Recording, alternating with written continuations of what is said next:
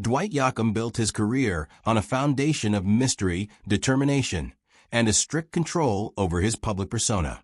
For decades, he carefully curated his image, keeping private matters out of the spotlight while letting his music define him. Yet now, at the age of 68, he has begun to lift the veil, revealing details about his life and career that had long been obscured. The whispers and rumors that followed him for years were never merely the products of misunderstanding or coincidence. They were reflections of truth, quietly waiting for the moment to be acknowledged. That moment has finally arrived, and it has reshaped the story of Dwight Yoakam in ways few could have predicted. As Yoakam's fame began to soar in the early 1990s, his personal life increasingly captured public fascination. Interest reached a peak following his appearance alongside Sharon Stone at the 1992 Academy Awards.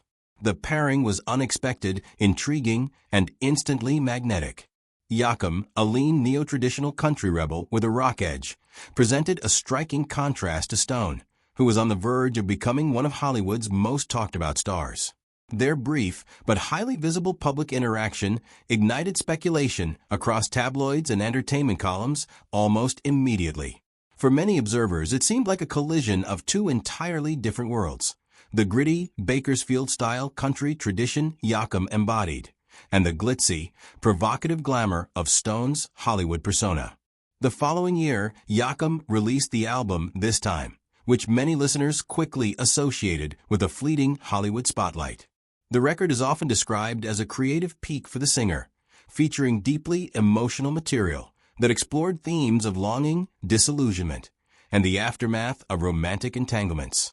Tracks such as Ain't That Lonely Yet and 8,000 Miles from Nowhere conveyed a profound sense of emotional ache and detachment, fueling widespread speculation that the songs were inspired by a high-profile romance that had dissolved. Tabloid columns suggested that the timing of the album's release was too precise to be coincidental, framing it as a musical response to the whirlwind relationship with Stone that had seemingly fizzled as quickly as it began. Yet Yoakam consistently rejected these assumptions. In interviews conducted in the years that followed, he clarified that his connection with Stone had been brief, lasting roughly 5 weeks, and far less dramatic than the media had suggested. While they did spend time together, he emphasized, the relationship never reached a level of intensity that could justify becoming the emotional centerpiece of an album. More importantly, Yoakam has long maintained that his songwriting process does not revolve around a single person or event. Instead, his lyrics are drawn from a combination of accumulated personal experiences, imagined narratives, and universal truths about human relationships and emotion. Despite these clarifications, the narrative persisted, largely because the album resonated so powerfully with listeners that many hoped to connect its emotional weight to a real-world story. The album became one of Yoakam's most commercially successful releases, solidifying both his artistic credibility and his appeal across country and mainstream audiences.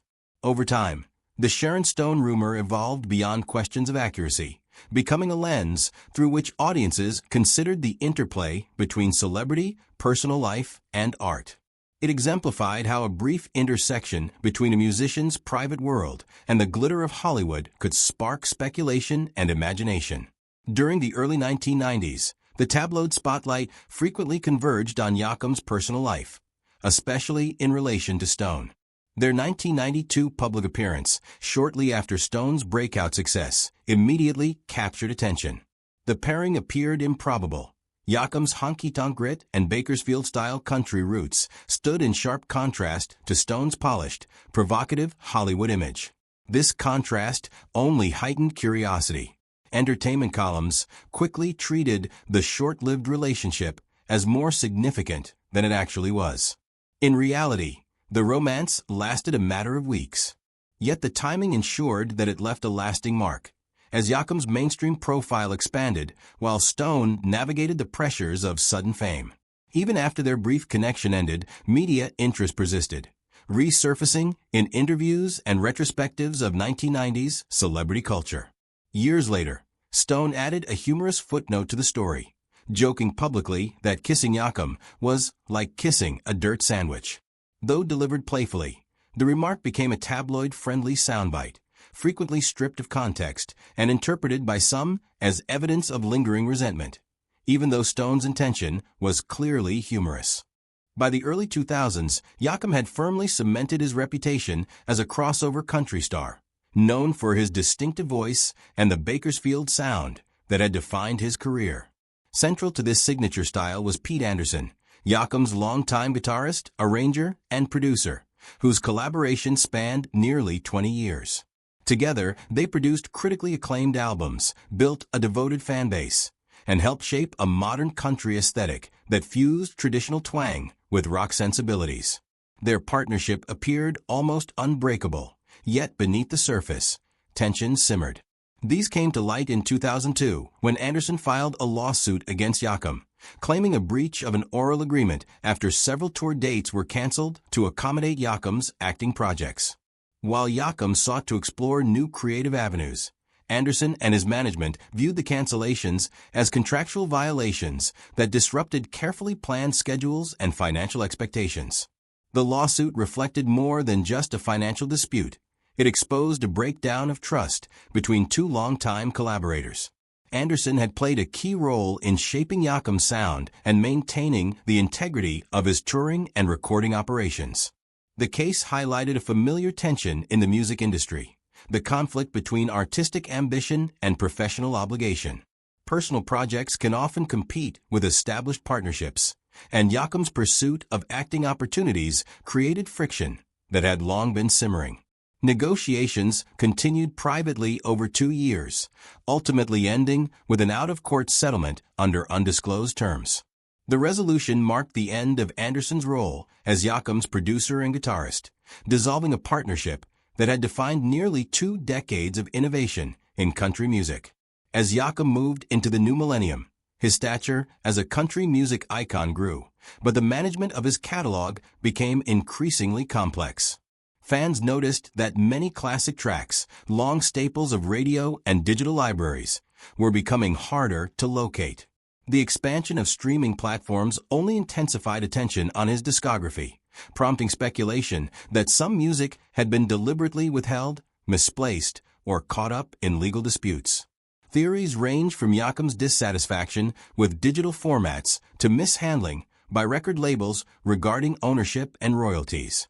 The situation escalated in 2021 when Yoakam filed a lawsuit against Warner Music Group after multiple tracks were removed from streaming services. Warner attributed the removals to expired contracts, but Yoakam argued that depriving fans of access violated agreements related to distribution and availability. The legal dispute drew wide media attention and provoked confusion among listeners, with debates over whether Yoakam sought to regain control of his catalog or if iconic songs were at risk of being permanently lost.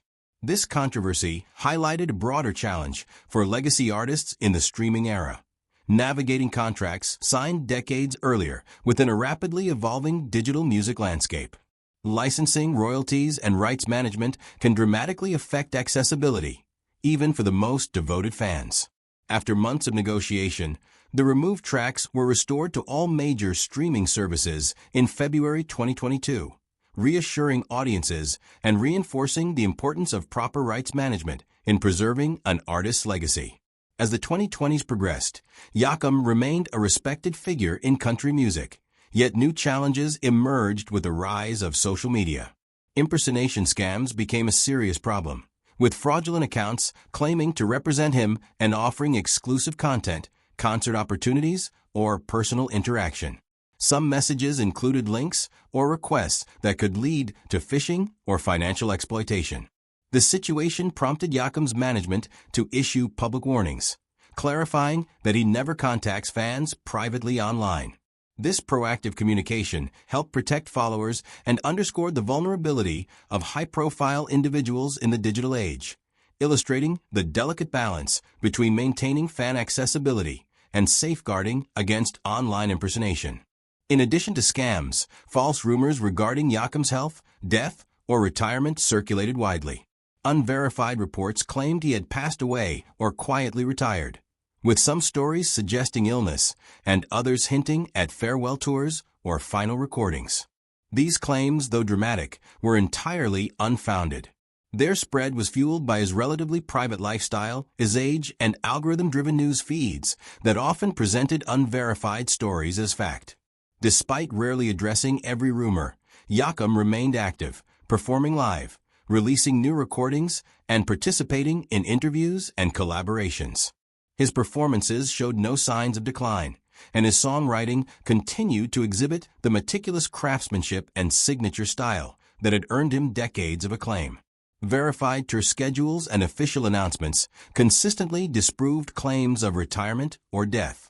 In 2024, Yoakam released the album Brighter Days, which explored new musical territory while staying rooted in his Bakersfield-inspired country sound.